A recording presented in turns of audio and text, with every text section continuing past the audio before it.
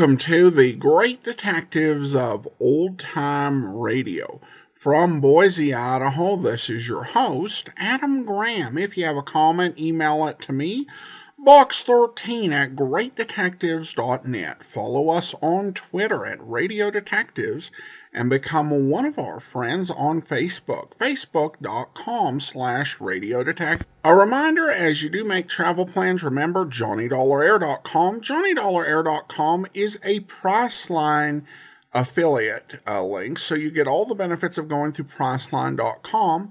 But part of the purchase price supports the Great Detectives of Old Time Radio at no additional cost to you. So remember, when making your travel plans, check JohnnyDollarAir.com first. Well, now it's time for today's episode of yours truly, Johnny Dollar. The original air date, November the 10th, 1951, and the title is The Birdy Baskerville Matter. From Hollywood, it's time now for Edmund O'Brien as...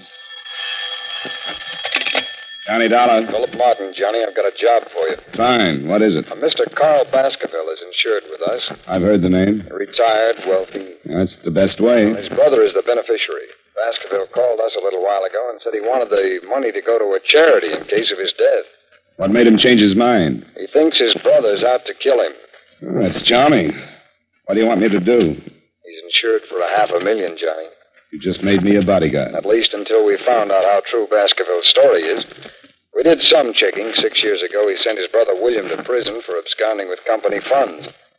William was released from state prison a week ago. Oh, yeah. That's where I've heard the name. I remember the case. Now, it's a strange setup.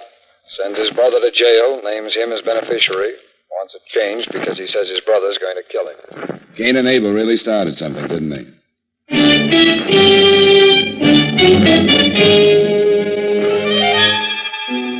Edmund O'Brien in a transcribed adventure of the man with the action-packed expense account. America's fabulous freelance insurance investigator. Yours truly, Johnny Dollar.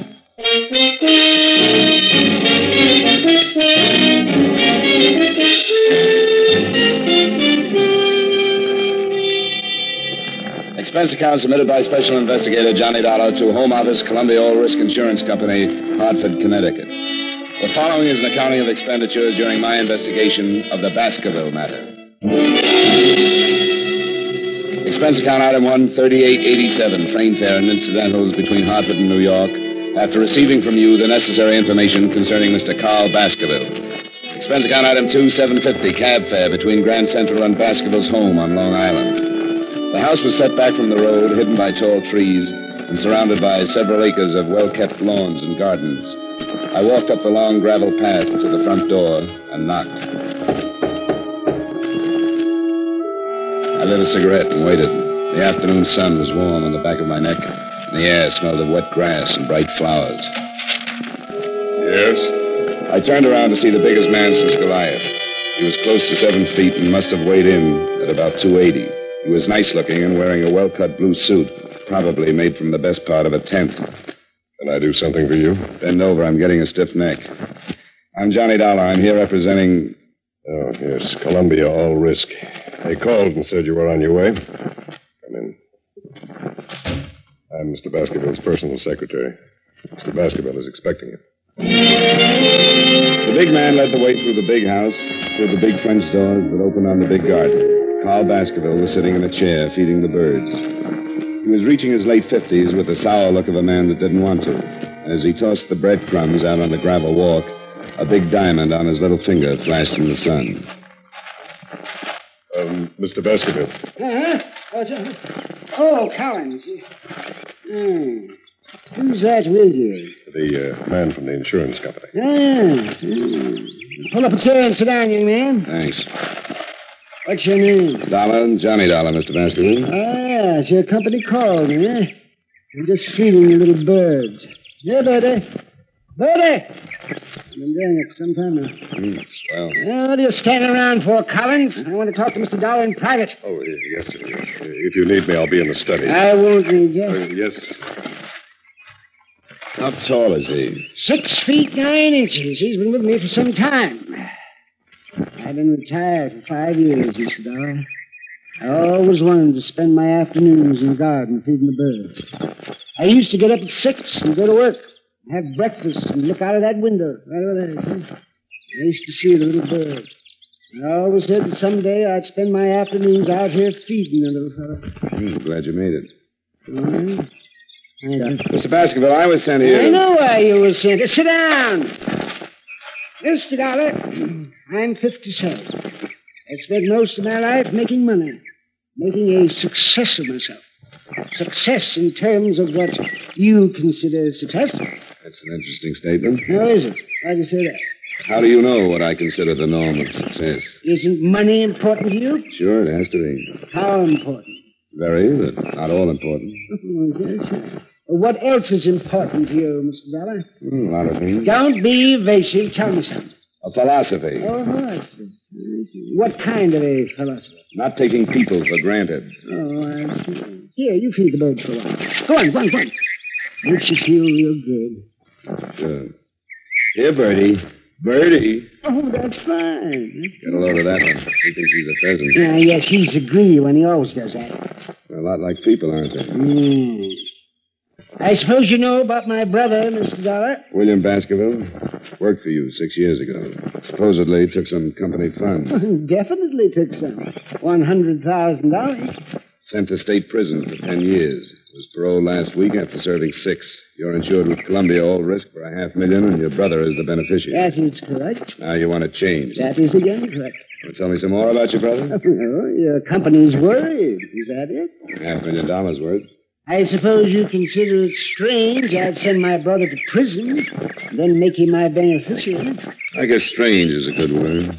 I don't particularly care if you believe this or not, but I hated to prosecute my brother. But he was guilty, and it became more than just a family matter. There were stockholders to be considered, and his guilt was discovered before I could do anything. You're not feeding those birds. I'm out of crumbs. Oh, here. Take some right here. Now feed that little fellow out here. He's the timid one. He doesn't get as much as the others. You know, you're right about them being like people. The timid ones never get enough. Generally fall by the wayside. You made your brother your beneficiary, and now you want to change it. Well, only as a precaution. With my money out of the way, perhaps William will think twice before he attempts anything foolish. I'm having my will changed, too.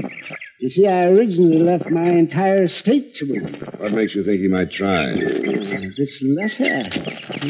This will go. I spent 5 years hating you, but I learned a trade. I used it drawing blueprints for your shroud. Poor William always did go for the dramatic. When'd you get this? I got it yesterday. It's the first I've heard from William since he went to prison. Well, it'll never get a Pulitzer Award. William always did go in for the dramatic. Since boyhood, he's envied my get up and go. We never got along. It was even too much for my poor mother. She died very young. Probably overworked from knitting straitjackets. What's that? Don't be flippant, young man. That was uncalled for. Yeah, I guess it was. I have a strange habit of getting flippant when I get confused. I'm confused, Mr. Baskerville. Yeah. Well, William is the last of the Baskervilles. Hothead, childish, weak, and insecure. But he's a Baskerville. If he kills me, he'll be caught. If he doesn't gain by my untimely death, he may reconsider. I still have hopes of a reconversion, so to speak. The regeneration of a Baskerville. If you will. Perhaps when he calms down and forgets his last 6 years, we'll talk. And then I plan on renaming him as my sole heir. Are you still confused, Mr. Dollar? You haven't contacted him? I told you didn't know where he was. Somebody out looking for him? Of course not. Why? Because I think somebody should be. If you're going to remove the temptation, it might be a good idea to inform William. How's he going to know he's been momentarily disinherited? Man? Yes, Mr. Baskerville? Well, I must admit. If you don't want to call the police, I'd suggest a private detective. Yes, but there's no telling how much time. It's better than feeding the birds. Do you think of anyone who might know where your brother is? Well, that's him. There was a girl before William went to prison. I'm not even sure she's still in New York. What's her name? Carter. Virginia Carter. Lives someplace in the village. I only met her once, 6 years ago. And hire yourself a good private detective in a hurry and tell him about this Virginia Carter. She might know where William is. Yeah, all right. In the meantime, I'd recommend that the change of beneficiary be hurried up. Oh, I'm getting tired. I'm finished feeding my birds. Yeah, sure. Good day, Mr. Garrett. Oh, here.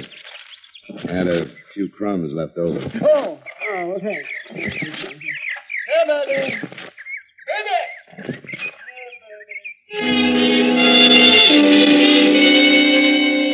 I left him sitting with his friends. He'd have one good deed to take along with him. I went back through the French doors and started back through the house. I got as far as the hallway.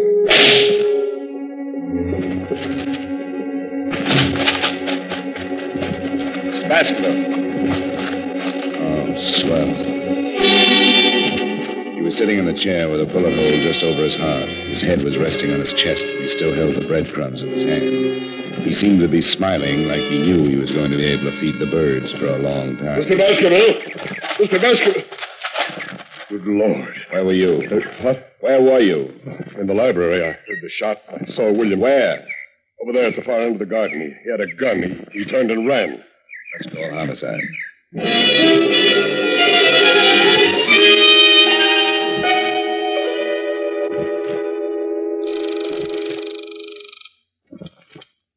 There's homicide. Lieutenant, this is Johnny Dollar. Well, hello.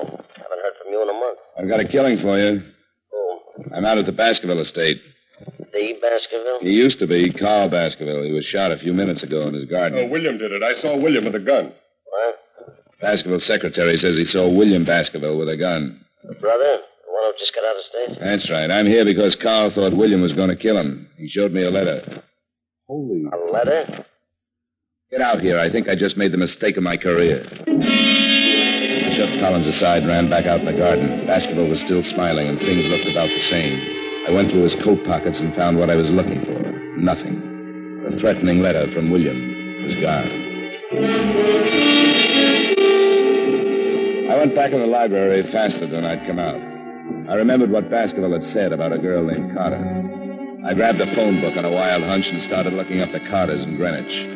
Only one Virginia in that part of town, so I said a quiet prayer to the gods that be, visioned my employers' reaction when they found out their investigator had been on hand when they lost a cool $500,000, and called a cab in the hopes that I might at least save half a face. I told Collins not to touch anything and to wait for Lieutenant Brenner's. Expense account item 3, $8.75 cab fare to Greenwich Village. It was a long shot, but it could be the same girl that had known Martin. I went up the stairs of an old brownstone and knocked on the door. When it finally opened, I got the quickest scalding in history. She was wearing something thin enough to make a silkworm hang herself. Yes? I bet you had a hard time finding something to wear in July. I'm not cold-blooded. What's on your mind? I'd like to know about William Baskerville. Oh, that one. I haven't seen him in years. Maybe you've got a picture of him? I've got lots of pictures. There might be one of William somewhere. Well, let's look through the whole flock. I've got lots of time. Before I let you in, you better tell me your name. I don't want you to steal anything from me. Honey, if anybody stole anything from you, they'd get their fingers burned off at the elbows. Come here. She opened the door and led me into the living room, sat down. The shades were drawn, and I had a hard time finding the couch. Oh. Pardon me, I'm flying blind here. You must have studied Braille. Well, how do we look at the pictures? With a magic lantern? I thought maybe you wanted to relax a minute. Put something in a glass. I'll cool down. I don't drink. Never keep the stuff around. Doesn't leave you much of a field. What do you major in? Cigarettes. Have one? Yeah. I haven't got a match. Just hold on to it. It'll light up. I think I'd better get the pictures. I'll be right back. I get lonesome in the dark. I'll just be a second. Turn on the radio. Where is it? By your elbow. Oh. That's nice. Picked it out myself. We'll start with these. If William isn't in this file, I've got lots more.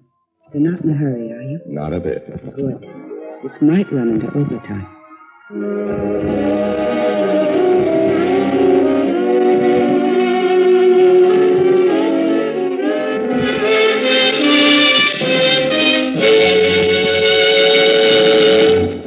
We will return you to yours truly, Johnny Dollar, in just a moment. Saddle up the sofa and ride off to adventure with CBS Radio every Saturday night.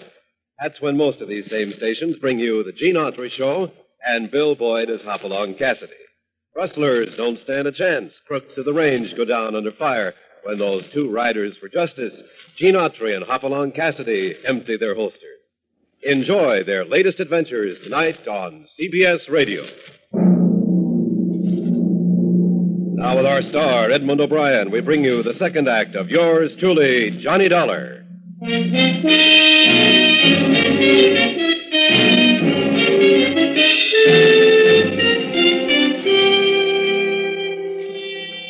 Virginia Carter wasn't worried about working late. There was only one trouble with the job. It was tough keeping my mind on two things at once. It was like trying to read a mail order catalog in front of a blast furnace. She sat close to me and handed me one picture at a time, describing each guy in the photographs. I've seen draft boards with smaller clientele.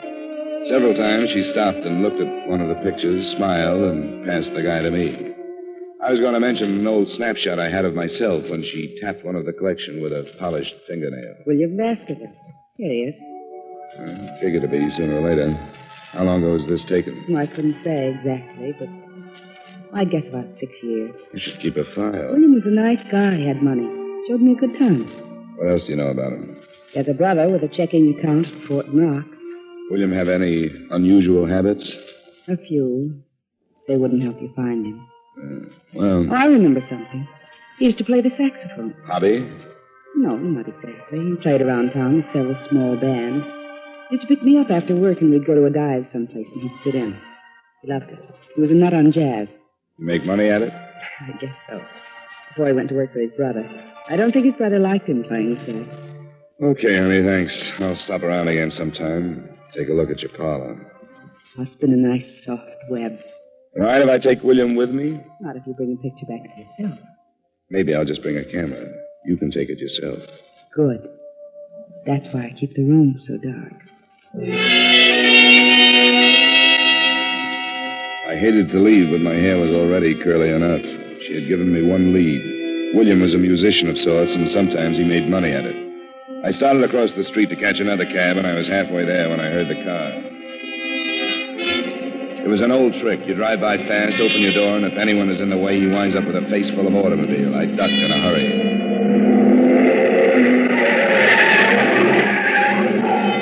I picked myself up and thought about chasing him, but he was so far down the street I couldn't even get the license number. Expense account item 4, $3.35. Another cab to local 802 of the Musicians Union. I went in, and a little short guy with a twitch looked up at me from behind a big desk. Yeah, something I can do for you, Pops? That twitch? Yeah. Too much, Pop. You know William Baskerville plays sax? Has he got a card? He makes money. Well, if he ain't, he better have. See if he does. I'm an old friend, and I'd like to get in touch with him. Between twitches, he found what I was looking for. William had just renewed his card. It didn't show a home address, but his mail was being sent to one of the swing joints on 52nd Street. I said thanks and left the little man in the middle of a twitch. Expense account item 5, $3.85. Still another cab to the address on 52nd Street. On a table, huh? I'm looking for William Baskerville. Baskerville? Plays the sax. Yeah, you'll have to ask one of the musicians. I don't pay no attention to the music. Tone deaf. Thanks.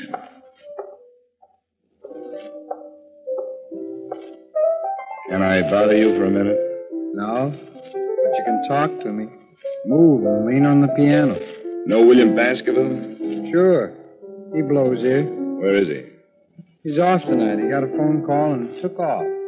Why? I want to find him. He took off. He left rehearsal and just took off. Was he headed someplace? Sure. Everybody's headed someplace. You can't go nowhere without heading someplace. I never quite looked at it that way. What time did he leave? About 4:30. What do you want Willie for? I got a message for him. You a cop? What makes you think so? I don't think so. I was just asking. I just thought maybe, not for sure. What? What do you mean, what? How do you feel? Oh, the end. Sometime when I got the patience, I'll tell you all about it, but don't bug me now, though. Here's 5. Come down and tell me where William Baskerville lives. I'll take the 5, but I'm staying right where I am. I like you. I may cry. You're putting me on now. You've got my 5. 5? Oh, yeah. What did it buy you? An address. Great. I want William Baskerville. Okay, I can't make this much longer anyway. 69 East 12th Street. Thanks. Solid.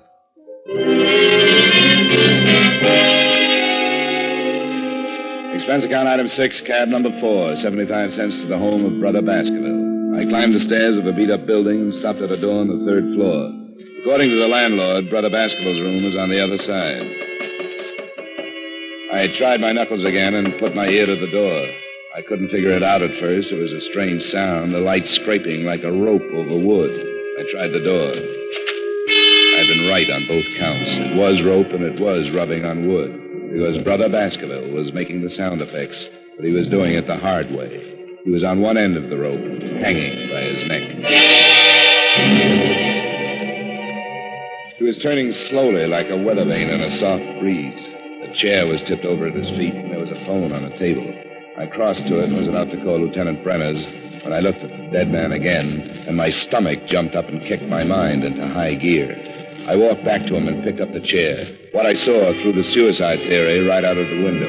If he had used the chair to stand on, he would have still needed a ladder just to tie the rope to the rafters. I've seen a couple of guys that hang themselves, but never one that jumped 4 feet in the air to do it. I shoved the chair under him just to make sure.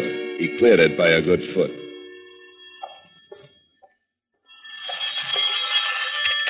Hello? Hello, William? He's tied up right now. Who is this? Hello, who is this?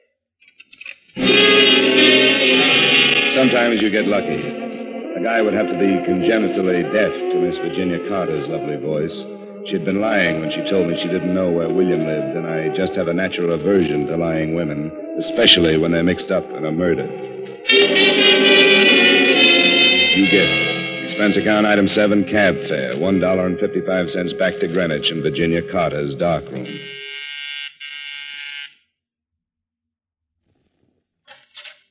Well, Mr. Dollar, did you bring your camera? We'll play spin the bottle some other time. How'd you know my name? Why, you gave it to me this afternoon. You're a bad liar. I'm coming in. Oh, now, wait a minute. I'm expecting someone. If it's who I think it is, you better hide all the rope in the house. Now move it. Oh, You heard from Collins yet? I don't know what you're talking about. Only 2 people have lied to me today, you and Collins. You told me you didn't know where William lived, and you called him 10 minutes ago.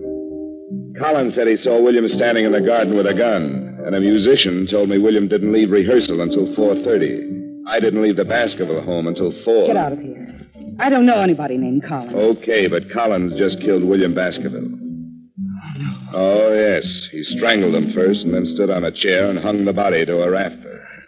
How do you know it was Collins? Because he forgot he's a foot taller than most guys. He gave William a boost, but he left him hanging too high. Wait a minute. He just left William waiting for oxygen. You didn't say anything about killing William. I want to get out of this mess. Slow down and tell me everything you know. Well, I met him with William. William introduced me to him one night. After William went to prison, I started seeing Collins, and he told me that he'd been in some kind of a deal with William. He'd stolen some money, and that was why William went to prison. He went up and was supposed to split with Collins when he got out. So William came back and wanted his share, and Collins killed him, huh? I didn't know he was going to kill him. He forged some kind of a letter so that it would look like it came from Martin. That's where the letter figured. He was going to kill Carl Baskerville and blame it on William. He didn't say anything about killing anybody. He killed him, then stole the letter. Looked like William had killed him and taken the letter to hide the motive. Listen, Mr. Dollar. Collins must have come in through the kitchen and started shooting. She went down like a diver with a bends and died on her face. He was trying for me when I jumped to one side and knocked over the only light burning in the room. He came close, but the flash of his gun gave him away, and I threw enough lead to fill a sink. Collins stumbled back into the kitchen, but he was dragging. I heard him drop, and I moved in after him. The moonlight slanted down through one of the windows and splashed out on the hard floor. He was lying in it, on his back, like he wanted to get that far anyway. You'd better give it up, Collins. Forget it. No reason to kill you now. Before you close your eyes, tell me something. All right. It won't take too long. Why didn't you go out and get William yourself? Why wait until I found him? Couldn't take the chance. I knew the old man would have somebody. Start looking sooner or later. I killed him in the garden because I knew you'd make a good whip. Probably go looking for Virginia after he told you about her. You called her and told her to tell me everything she knew. That's right. Wanted you to find him, so it looked like a suicide. You nearly got away with it. You just forgot how tall you were when you hanged William. You tried to run me down? No. Just wanted to scare you. Make you think it was William. Oh. I'll call an ambulance. No. I got three of them. Should be raining now. Nice night to die. Yeah, not a cloud in the sky. It's a beautiful night. Yeah. I can't use it. But I'll give it to you.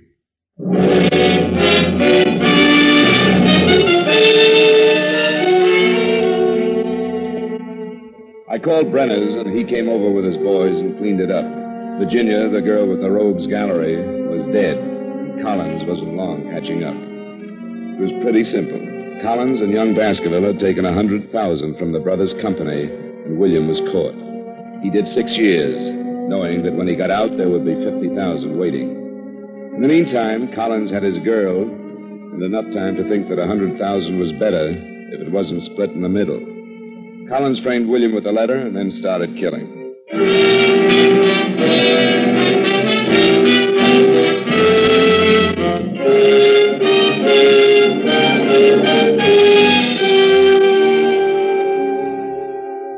Expense account item 8, $23.45 dinner and incidentals covering the rest of the night up till the bars close. Expense account item 9, $10, a massage and steam bath. Item 10, another cab to Grand Central, 65 cents. Item 11, $38.55 train fare and incidentals back to Hartford. Expense account total, $137.27. Comments? Murder isn't so bad. A ride in any New York cab makes a killing look like a Sunday school taffy pull. Yours truly, Johnny Dollar.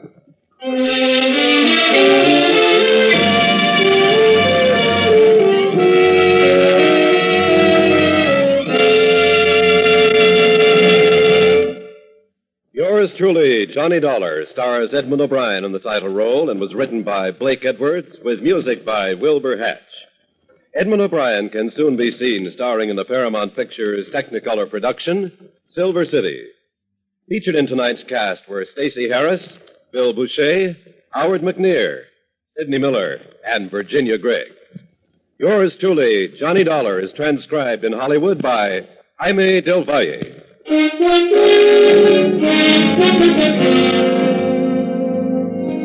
This is Dan Cumberly inviting you to join us next week at this time when Edmund O'Brien returns as... Yours truly, Johnny Dollar.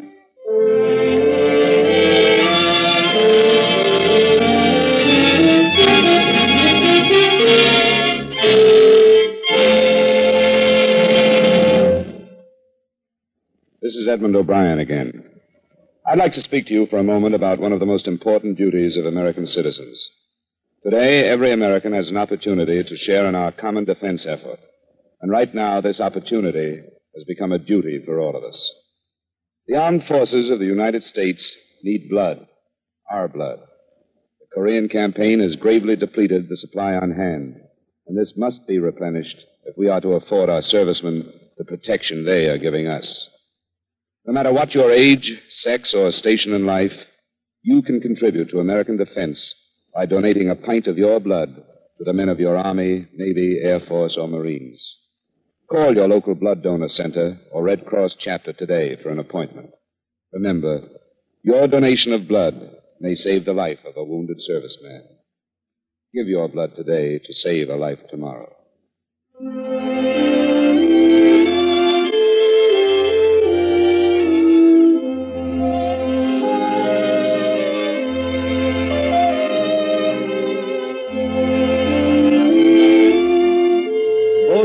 Archer's grandmothers are due to arrive in force to add complications to the already busy existence of America's favorite teenager. This invasion of grandmothers is scheduled for tomorrow evening when you meet Corliss Archer on most of these same CBS radio stations.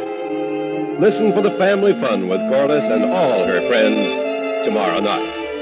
Stay tuned now for the Vaughn Monroe Show, which follows immediately over most of these same stations.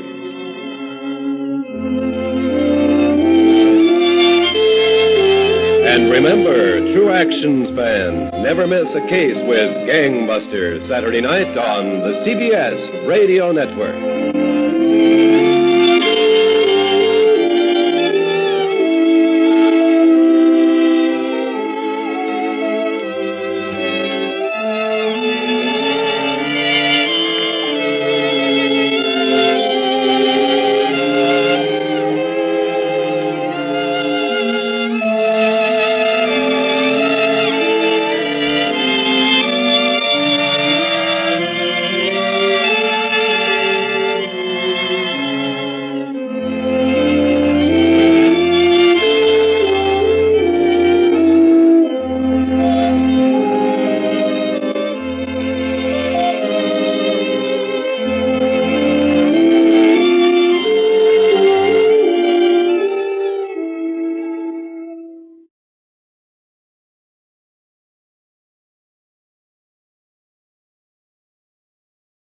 Welcome back. Well, if Dick Powell got sick for a week and Edmund O'Brien had to take over Richard Diamond, I think this is how it would sound like. This script was written by Blake Edwards, and it really does sound like a Richard Diamond script. Now, I can't remember any episode of Richard Diamond exactly like this one, but that doesn't really mean anything. There are dozens of episodes of Richard Diamond that are missing, so we don't have the plots to, and Richard Diamond used a different story naming scheme. However, with Blake Edwards writing it, it does feel like if this wasn't aired on Richard Diamond, it was probably a rejected script for it. Particularly the part at the end where he's kind of flippant about the murders that have happened. That's really more Richard Diamond than Edmund O'Brien's Johnny Dollar. And then you just have things, that are,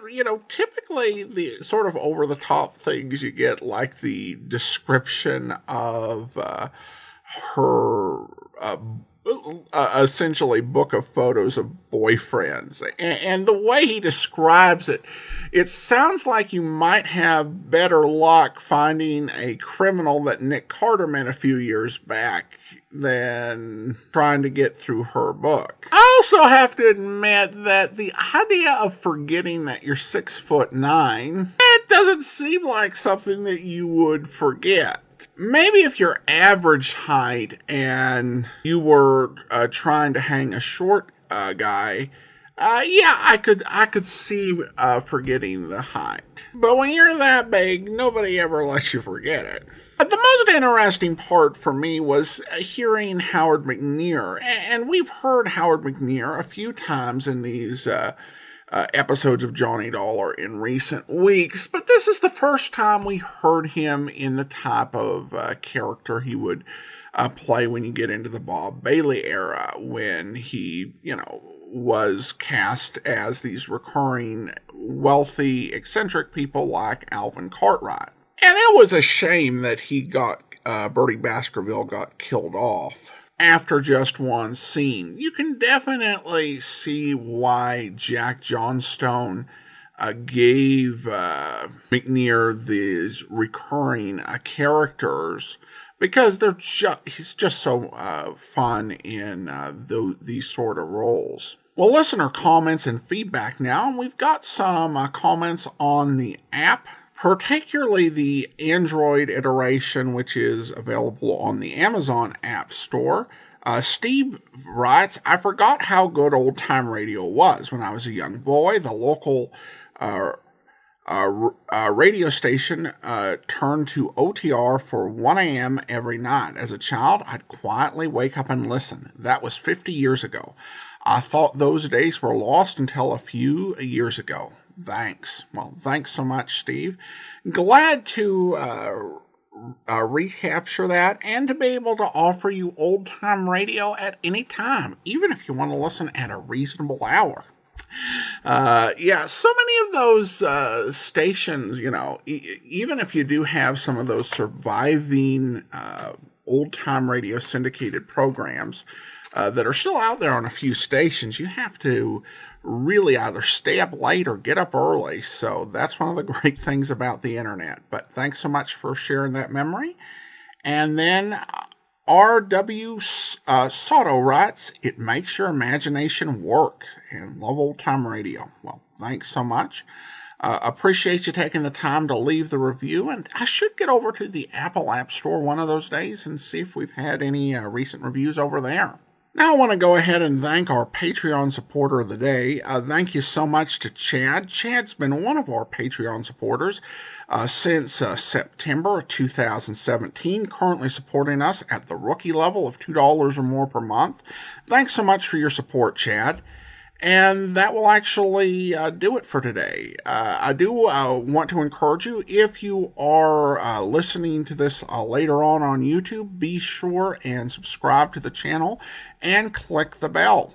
We will be back tomorrow with The Silent Men, and then next Friday it'll be time for another episode of yours truly, Johnny Dollar. In the meantime, send your comments to Box13 at greatdetectives.net. Follow us on Twitter at Radio Detectives and become one of our friends on Facebook, facebook.com/Radio Detectives. From Boise, Idaho, this is your host, Adam Graham, signing off.